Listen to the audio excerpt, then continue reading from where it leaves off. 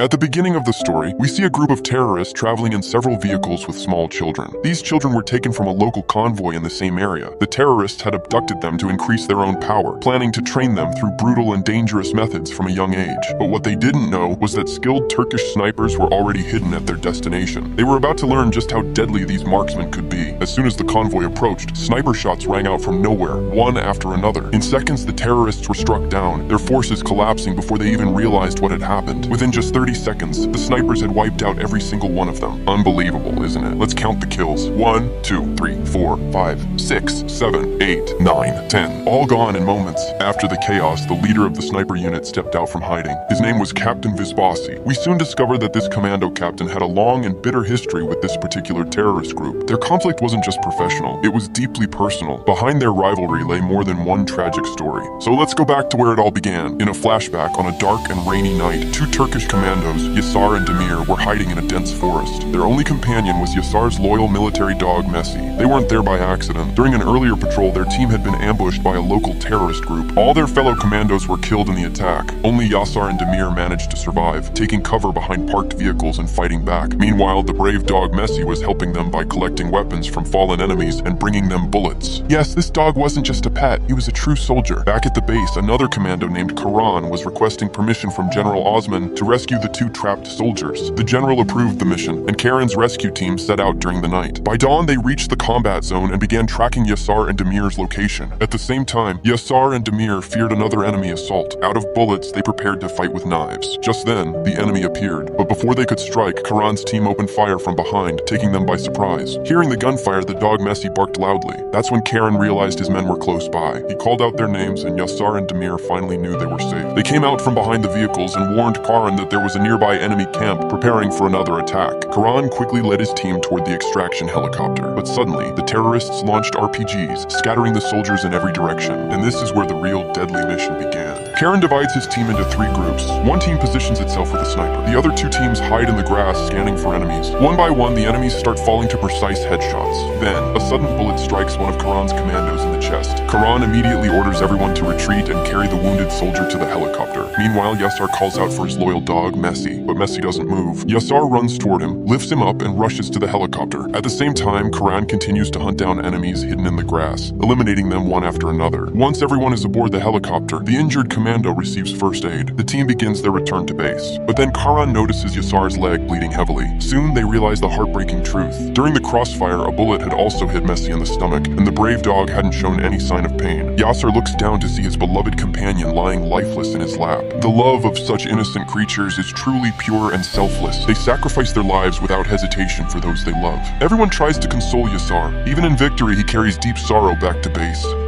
In the next scene, we meet a Turkish female commando named Yasmin Albay. She departs for Azerbaijan, as most of the terrorist groups threatening Turkey have roots there. Her mission is to seek cooperation and permission from the Azerbaijani military. On her way, she reviews files of Turkey's best-trained commandos to decide who should lead the next critical operation. While going through the files, she comes across Karan's record, the same hero from our story. She immediately calls him to ask if he's ready for the mission. Karan confidently replies that he'll be ready the moment the order arrives. For him, there's no compromise when it comes to protecting the nation. No matter who the enemy is, his rifle won't hesitate before taking them down. Little does he know, this one decision will change everything. Hearing Karen's response, Commando Yasmin selects him for the deadly mission. She contacts her general and recommends that Karen be given full command of the operation. Meanwhile, Karen understands he's about to face one of the most dangerous gangs in the region. He knows he has no choice but to see it through. Later, he meets Yasar and Demir. Yasar is still grieving the loss of his loyal dog Messi. Karan motivates him and urges both men to prepare for the mission ahead. At the same time, the general begins briefing his lieutenant on the details of the upcoming operation. Meanwhile, Yasmin reaches Azerbaijan and, after securing military approval, begins her journey back to Turkey. But mid-air, her helicopter comes under heavy RPG fire. The aircraft spirals out of control and crashes hard into the ground. As the smoke clears, the surviving commandos crawl out of the wreckage. They see armed Azerbaijani gang members approaching fast, firing from their vehicles. To survive, the commandos return fire with precision. The gang leader mounts a heavy machine gun and unleashes a barrage of bullets. The commander spots rounds striking the helicopter's fuel tank, realizing the situation is about to turn catastrophic. He immediately pulls the pilot away from the helicopter. At that exact moment, the fuel tank explodes with a massive blast. The explosion throws both the commando and the pilot several feet away, leaving them unconscious.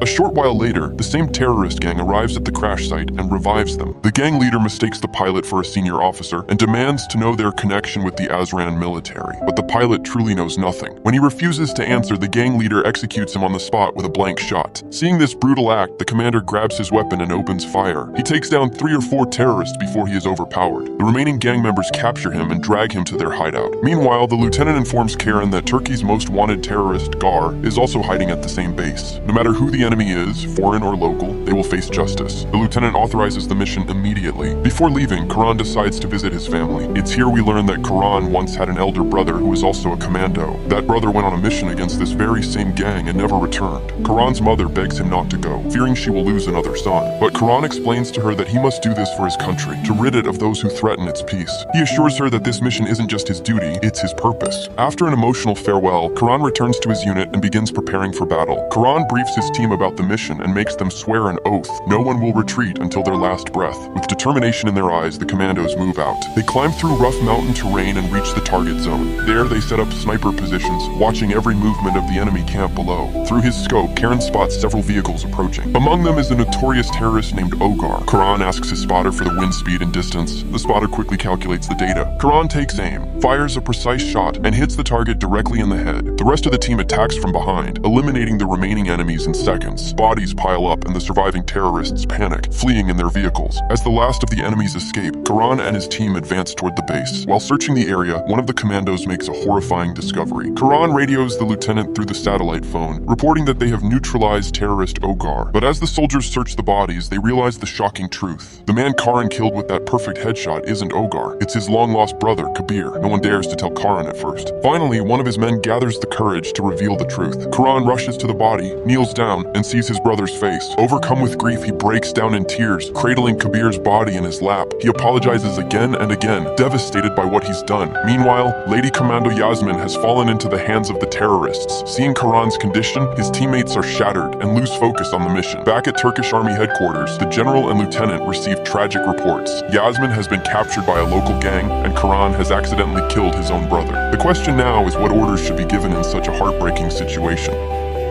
Late at night, several army officers arrive at Karen's home. They bring devastating news. Their long-lost son has been found, but he is no longer alive. Hearing this, Karan's father collapses in tears and his mother passes away from grief. No one dares to tell him that his elder son was accidentally killed by his younger son. Meanwhile, Karan is shattered by the deaths of both his brother and mother. Unable to bear the pain, he resigns from his commando duties and returns home. His teammates try to convince him that it wasn't his fault, that it was a tragic accident, but his mind is clouded by guilt. He angrily tells them to leave him alone. The team, however, knows that leaving him isolated will only destroy him further. After much persuasion, they accompany him back to his home. At the same time, in a terrorist base in Azerbaijan, Lady Commando Yasmin is being brutally tortured. The gang leader interrogates her, demanding classified information. When she refuses to answer, he contacts a Turkish general and threatens that if she stays silent, she will never see her homeland again. But the general responds calmly, saying she will lead the next day's assault and wishes her good luck. Hearing this, Yasmin instantly understands what her superior means. Moments later, a terrorist charges at her with a knife. She swiftly counters, disarming him and knocking him unconscious. 2 guards stationed outside hear the commotion and rush inside. Yasmin grabs their weapons and takes them down before they can react. She then calls the general to report the situation. Impressed by her courage, the general orders her to return to base immediately. As the terrorist leader regains consciousness, he screams in rage and calls for reinforcements. Soon chaos erupts as a heavy tank attack begins. Explosions tear through the compound and the terrorists run for their lives amid the destruction. Yasmin takes control of the tank and annihilates the entire base before making her escape. Moments later, a Turkish rescue helicopter arrives and safely extracts her from the battlefield. Meanwhile, in Turkey, the burial ceremony for Karan's mother and brother takes place at a military cemetery. The major offers condolences to Karen's father and urges him to return to the army, if not for the nation, then at least to avenge his son's death. Karan remains silent, his eyes filled with sorrow. That night, he finally confesses the painful truth to his father. It was his own bullet that ended his brother's life. His father stands frozen, speechless, unable to comprehend the tragedy. At that moment, Lady Commando Yasmin arrives at Karan's house. She pleads with him not to make any impulsive decisions out of grief. She hands back his resignation letter and says, "Please, just once, come back to the army. We need you to help us find and destroy those terrorists." But Karan refuses. He says he will no longer return to military service and will spend the rest of his life with his father. He closes the door behind him. After all, who could live peacefully knowing they accidentally took their own brother's life? Karan prays for his brother's soul, drowning in regret. He spends his days staring at his brother's photograph, haunted by memories. The next morning, Lady Commando Yasmin informs the general that Karan and his team will not be returning to duty. The general realizes he has no time left and is forced to form a new team. The terrorist network has spread across Turkey and is rapidly expanding its reach beyond the borders. He gives the commandos a file and informs them that their first mission will be to eliminate the terrorist leader, Albek. The general hands over all of Albek's details to Yasmin and grants official authorization for the operation. Meanwhile, Karan's father urges him to return to the army. He tells his son to avenge his brother's death and to protect the country, reminding him that as long as terrorists roam free, countless homes will continue to lose their children. Hearing his father's heartfelt words, Karan changes his mind. He promises that if he cannot avenge his brother's death, he will never return home again. At the same time, Lady Commando Yasmin begins preparing her new team of soldiers for the mission. Just then, Karan walks in. Seeing him back in uniform fills everyone with hope and pride. The commandos salute him with renewed energy. In the presence of the general, all the commandos take an oath with their weapons held high. They vow to fight for their country until their last breath and to free their homeland from terrorism once and for all. The mission ahead is not just dangerous, it's nearly impossible. This enemy network is vast and deeply rooted, and taking them down completely will require immense courage and time. Meanwhile, at the terrorist base in Azran, Albek angrily questions his followers about the destruction of their camp. One terrorist nervously explains that a single female Turkish commando was responsible for their downfall. Hearing this, Albek becomes furious. He strangles the man and shouts, "If one woman could destroy everything, imagine what she could do if she led the entire mission. You are useless to me, and you don't deserve to live." Back at the Turkish base, Yasmin, the commando captain, gathers her team and briefs them on the upcoming operation. She explains each mission point in detail, marking all the enemy locations on the map.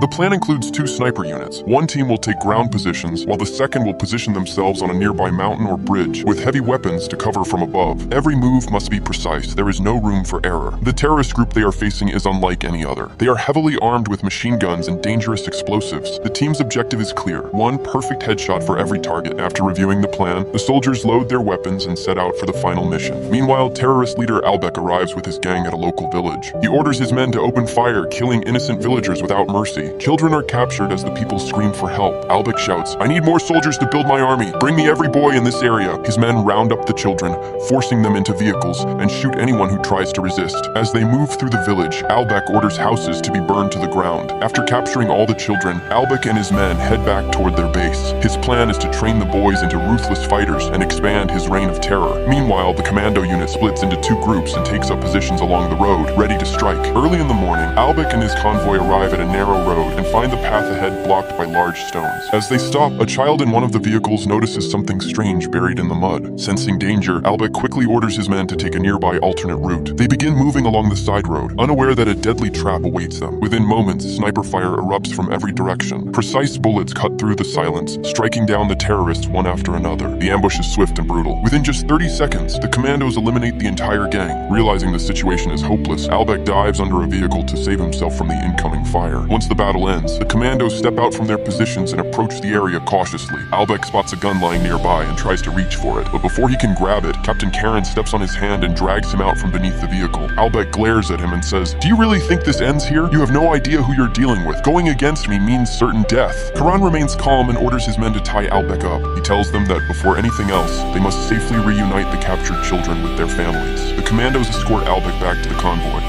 There, they return all the rescued children to their parents, bringing relief and tears of joy to the villagers. Once the children are safe, Karen points his gun at Albek and says, "This sacred land has no place for people like you. Tell me your last wish." Albek smirks and replies, "Just wait 20 minutes, I'll show you my true power." Karan looks him in the eye and says, "Fine, show me whatever strength you have left, because today, nothing will save you from me." With those words, Karen loads his rifle and ends it swiftly with 3 precise headshots. The display of skill and discipline by the commandos is nothing short of extraordinary. Moments later, a vehicle approaches from a distance. A young girl steps out, followed by an older man who seems familiar to the convoy. He questions the soldiers about what happened. The girl quietly walks toward the group, and all the commandos focus their attention on her. Holding her weapon, Karen watches her closely. The girl starts distributing chocolates from her bag to the rescued children. The soldiers observe her behavior from a distance, uneasy about her sudden appearance. Karan instructs one of his men to inspect the vehicle carefully. Suspecting something unusual, a commando moves toward the car to investigate. Meanwhile, at the nearby camp, a female commando monitoring the area through a drone drone, spots a large group of terrorists advancing rapidly toward Karan's position. She immediately tries to contact him over the radio, but the signal doesn't reach. There's no network in their location. Without wasting time, she contacts the female sniper stationed near Karan on the bridge. Captain Yasmin quickly explains the situation and warns her about the incoming attack. Realizing the urgency, the female sniper sprints toward Karan's position and shouts his name to alert him. Meanwhile, the girl slowly steps in front of Karan, clutching her bag tightly. Karan places his hand on his weapon and begins to draw it out cautiously. At that moment, one of the commandos notices something alarming. The vehicle parked nearby is loaded with explosives, and the timer is counting down rapidly. On one side, a massive wave of terrorists is advancing toward them. On the other, the commando team faces the terrifying reality of an imminent explosion. The tension rises as every second ticks closer to disaster. And with that, season 1 of this thrilling story comes to an end. The next season will reveal how the brave commandos survived the explosion, rescued the convoy, and wiped out the entire terrorist network. Believe me, what's coming next will take the story to a whole new level. So before you go, please take a moment to subscribe to the channel. Your support truly means the world and helps us keep bringing you more powerful stories like this one. Drop a comment below and tell us what kind of movie explanations or stories you'd love to see next. Stay tuned, stay strong, and see you in the next season.